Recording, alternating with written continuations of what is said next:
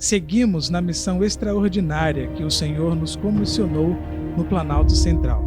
Estamos aqui para falar sobre a obra batista no Distrito Federal e a Fátima já adiantou alguns itens importantes, mas nós podemos ressaltar a assistência que a Convenção Batista deu naquela época às dezenas de missionários espalhados pela região geoeconômica de Brasília. E naquela época nós mantivemos muitos missionários, cerca de 30 missionários. Além disso, ao mesmo tempo que promovemos com vários outros irmãos da convenção, como Marinésia e outros irmãos, fizemos os encontros chamados de conferência missionária, em que nós reuníamos os missionários todos em alguma igreja.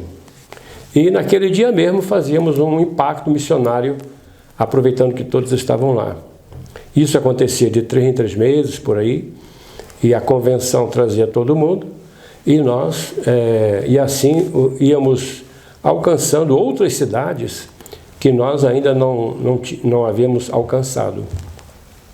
Os congressos missionários, eu quero ressaltar a importância dos congressos missionários que eram promovidos nas associações com as igrejas daquelas regiões, e nós convidávamos sempre um orador de fora de Brasília para pregar, fazer estudos missionários, e nós envolvíamos muitas igrejas. Por exemplo, na Faculdade Teológica, é um exemplo assim muito claro, aqui no Plano Piloto, para alcançar as igrejas daqui do Plano Piloto. Nós fazíamos um encontro de 3 dias, com almoço no local, com todo mundo, e fazíamos uma conferência missionária também, para que pudéssemos atrair outras pessoas que seriam interessadas na expansão missionária do Distrito Federal.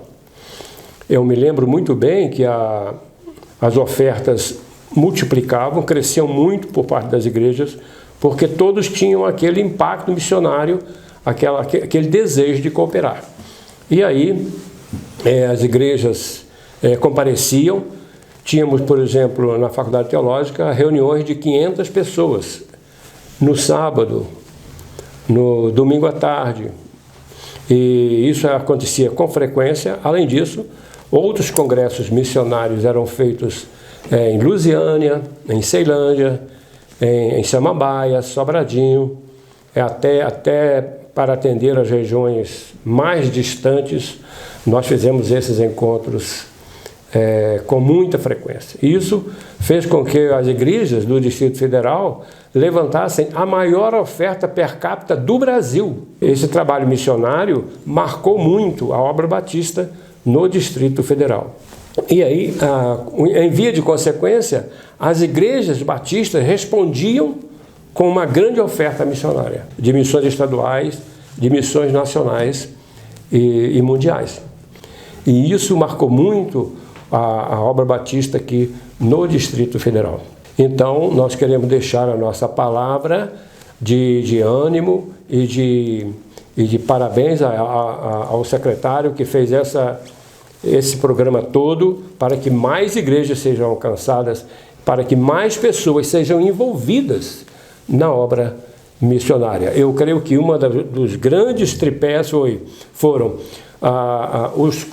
os congressos missionários, que pipocaram em todo o Distrito Federal, com convidados de fora de Brasília, né? E também a Faculdade Teológica presente nesse contexto. Eu creio que a Faculdade Teológica tem que andar para e passo com o programa da convenção, para que nós possamos ter pessoas da faculdade habilitadas, né, e com coração missionário, ao mesmo tempo a administração das igrejas com a Convenção Batista do Planalto Central. Então eu creio que esse é o motivo, é o caminho para envolvermos mais igrejas e mais pessoas no programa missionário da Convenção. Uma coisa que a pandemia obrigou foram os crentes fazerem cultos em casa, chamarem os vizinhos que nunca foram ao templo, mas foram estão indo nos estudos bíblicos nos lares. Então, quer dizer, a pandemia, de um lado, atrapalhou, mas de outro lado, despertou os crentes para convidar os vizinhos para o estudo bíblico. Eu acho que o promotor de missões, ele precisa falar reunir os líderes da igreja, né? E mostrar um programa de estudo bíblico, né? E estudo missionário. Graças a Deus que no nosso tempo nós tínhamos que criar os estudos. Hoje não. Hoje tem estudo à venda, estudo muito bom, à venda em todo lugar, né? Então eu tenho lá muitos estudos de missões, posso ajudar nessa parte, né? Que eu fui professor há muitos anos de evangelismo, missões e discipulado, mas nós temos muita coisa pronta, tá? Que ele pode capacitar esses líderes de estudo bíblico nos lares, certo? Porque agora não podemos nos reunir, mas a casa pode, no lar lá, pode reunir 4, 5, 6 pessoas ou 10 pessoas, né? E chamar a vizinhança. Então, o promotor de missões, eu creio que ele vai capacitar esses irmãos nas suas casas que estão promovendo estudos bíblicos nos lares. Nesse momento, o líder treinado entra para mostrar a necessidade da gente expandir, isto é, convidar as pessoas que estão na nossa vizinhança para reunidos cada semana. Tem que ser cada semana no mesmo dia, que é para a pessoa saber que tem um compromisso ali naquele lar, né? E ele, então, o promotor, vai treinar, vai capacitar esses líderes para continuar a obra e inclusive, ele poderá entrar em contato com os lares que ainda não estão organizando um estudo bíblico semanal. Ele poderá dizer da necessidade e de como isso tem uma conexão com o livro de Atos, né? O livro de Atos na igreja primitiva era assim. Só depois do ano 300 é que os templos foram construídos. Então, até o ano 300 não tinha templo. Não tinha templo. Tinham as sinagogas, que era o lugar dos judeus ortodoxos se reunirem, não é? Paulo foi lá, Jesus foi lá. Agora, não é necessariamente um local dos incrédulos, isto é, daqueles que não são crentes, né? Então, não tendo um local para eles se reunirem, um auditório, então sempre os crentes se reuniram nas casas. E por isso o evangelho cresceu, como podemos ler lá no livro de Atos. Então, isso foi uma providência divina naquela época, para que mais pessoas foram alcançadas em pequenos núcleos de estudo bíblico. E aí as pessoas se convertiam, iam para sua casa e inauguravam um novo grupo, e assim ia multiplicando. Isso aconteceu no primeiro século, no segundo e no terceiro, né? Agora nós estamos limitados também de nos reunir no templo, e então nós podemos aumentar, fazer um programa, orar sobre isso, para que todas as famílias da igreja sejam treinadas pelo promotor, né, para que possam começar um estudo bíblico com os vizinhos. Aí está a evangelização. No tempo de Paulo e Pedro foram tempos de perseguição, de muita perseguição, porque foi no tempo que o Domiciano foi um carrasco do Império Romano, e diz a história eclesiástica que antes dele e depois dele não nasceu ninguém igual, tão ruim para os crentes se reunirem. Ele mandava acabar com tudo, mandava acabar com as igrejas, com os cultos, com os ajuntamentos. Ele foi um indivíduo que perseguiu o tempo todo a obra. Mas mesmo assim, nós podemos ler no livro de Atos que foi o maior crescimento de todos os tempos do cristianismo até hoje, né? Com toda aquela perseguição, com todas aquelas limitações, o evangelho cresceu. Muita gente foi alcançada, né? Então, muitas vezes, quem sabe, Deus está usando essa estratégia, né? Infelizmente dolorosa, né? De não nos reunirmos, mas por outro lado, os crentes têm toda a liberdade em suas casas, né?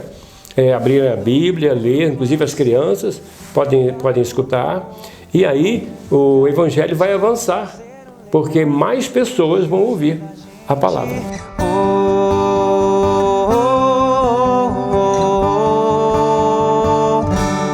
Essa é a hora de se levantar. A Igreja de Cristo jamais vai parar. Temos uma missão extraordinária: pregar o Evangelho que salva. Essa é a hora de se levantar. A Igreja de Cristo jamais vai parar. Temos uma missão extraordinária: pregar o Evangelho que salva. Olhe pro alto, mantenha a fé. Deus está no trono, te mantém de pé. Não se detenha, vamos em frente. Você foi chamado a uma missão excelente. Desde o passado, os servos de Deus enfrentaram tudo por um plano seu: levar o amor ao mundo carente, trazer o legado que hoje é da gente.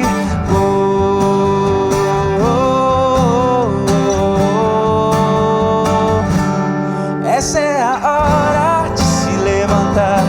A Igreja de Cristo jamais vai parar. Temos uma missão extraordinária: pregar o Evangelho que salva. Essa é a hora de se levantar. A Igreja de Cristo jamais vai parar. Temos uma missão extraordinária: pregar o Evangelho que salva. Com lutas ou sem lutas, nós temos o privilégio da promessa do Senhor aqui. A igreja é do Senhor e as portas do inferno não prevalecerão contra ela.